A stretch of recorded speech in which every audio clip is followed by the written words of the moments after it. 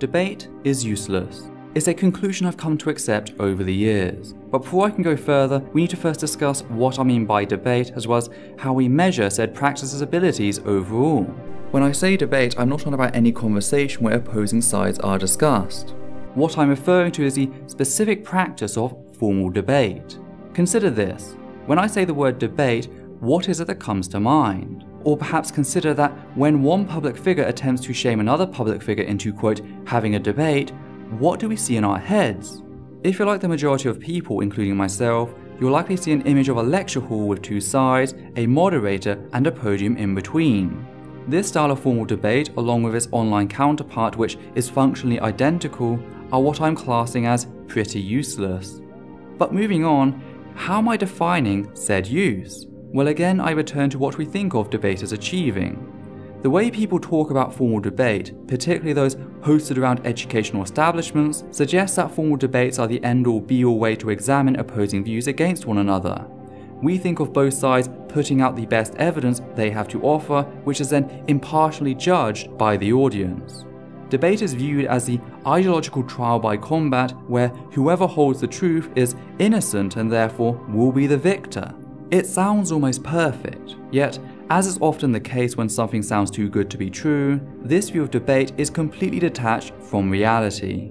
Debate is actually a terrible tool for convincing opposing sides for a number of reasons. For a start, the very context of formal debate offers both sides some degree of innate authority and value. Now, this can be fine if both sides have similar degrees of evidence behind them, we're just discussing the finalities, as seen when two competing scientific theories are presented. The problem, however, emerges when one position has very little or no evidence when compared to the opposition. An example of this would be comparing the theory of evolution to the assertions of creationism. In this sort of instance, the line between the positions is blurred by the very nature of formal debate. That cavern of evidence becomes much smaller. Now, some will say that this is the fault of the audience, yet I see it as an inherent issue with formal debate, and it's something that pseudoscience and anti-human rights movements everywhere have sought to capitalize on. Ken Ham, world-famous charlatan, is perhaps the most obvious example in this case, where during debate he will proclaim both creationism and evolution to be empirical equals going off the same evidence only to arrive at different conclusions. The very nature of formal debate sets things up in favour of this narrative. The same is true for debates on the existence and rights of LGBT+ individuals. When you set up a debate to ask whether or not an LGBT+ individual is deserving of their civil and human rights, this normalizes the idea that it's okay to say no since it's just a position of an academic debate. The reality is that the existence of a group of people and their rights should not be part of public discussion. The pretense otherwise is almost always used to delay social progress under the narrative of scientific controversy, a lie designed to prolong the suffering of said people for as long as possible. Another issue inherent with formal debate is the way that charisma is prized far above weight of evidence.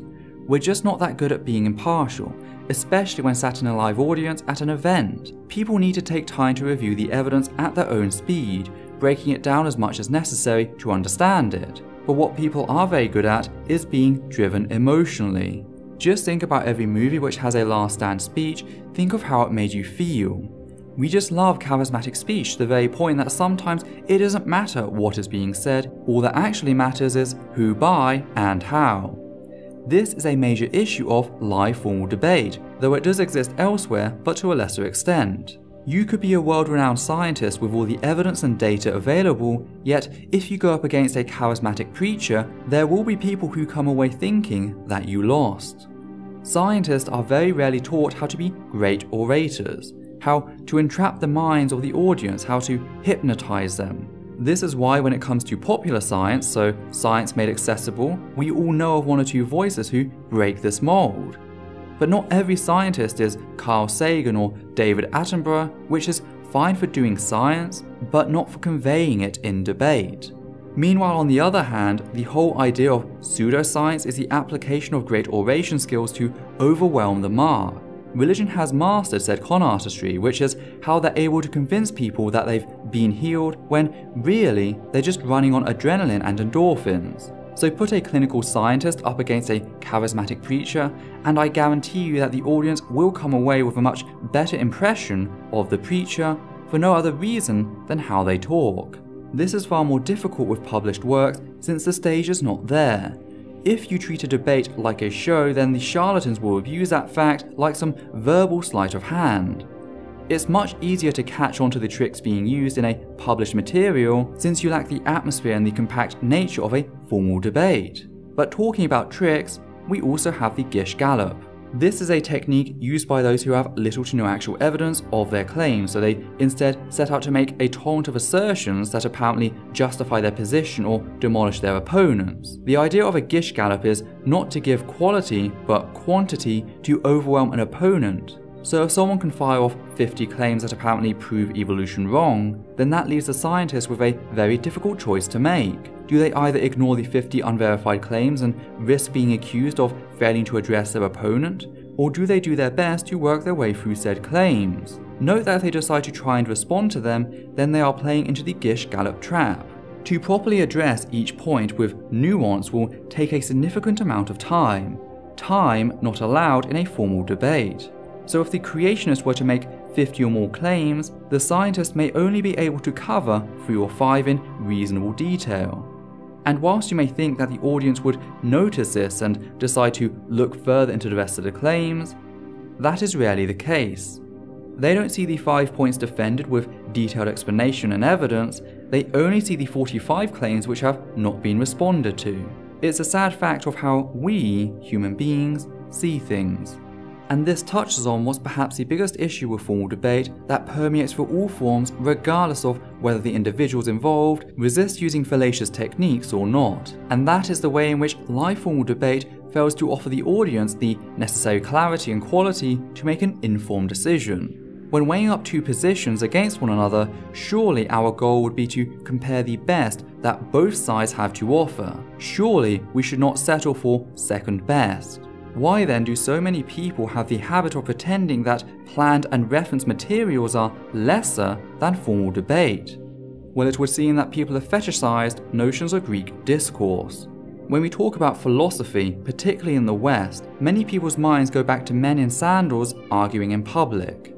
Many see Greece as the birthplace of philosophical thought, something that, whilst incorrect, isn't exactly the people's fault. It's what we've been taught not only through media, but even in education. The truth is that philosophical thought long predated the works of Plato and Aristotle, and the tools for which we use today to discuss and debate things have long evolved into far superior tools. And yet this neo-Greek fantasy has stuck with us, meaning that every time someone puts out a high-quality refutation on a hot topic, a bunch of people will inevitably come along and attack them, claiming that they're too afraid to do a live debate. Now, I'm not saying that formal debate has no use at all, only that it doesn't do the job we think it achieves. Formal debate can be good for recapping points learned in class or even introducing a class to an entirely new subject. But this has to be based on positions with at least some merit to them and can only ever be the basis for further research on part of the students. This is something casual discussion fully accepts, as seen with the recent discussion between Ayn Rand and Kent Hovind on the Non Sequitur show. Ayn Rand's approach meant that Kent Hovind gained very little in notoriety, and that Ayn Rand was offered time to dismantle what was said at his leisure. But casual discussion, like formal debate, also allows a person to scoop up all the claims made by a position to then return and break them down further at a later date. So in concluding, how do we go about resolving the issues surrounding informal debate and how it's seen? Well, I don't think there's any drastic change that can really be implemented to solve the issue. All that can really be done is we as people can call out attempts to abuse perceptions of live formal debate versus reference materials, as well as try to move the narrative away from the rather toxic "debate me or you're a coward." But we do need to ensure that whilst pointing out where live formal debate fails, we also highlight where it works in being a great way to introduce a topic. At least these are my thoughts. Do you lot agree, and if not, why do you disagree? I'm genuinely curious to hear from you, so please comment down below. Thank you.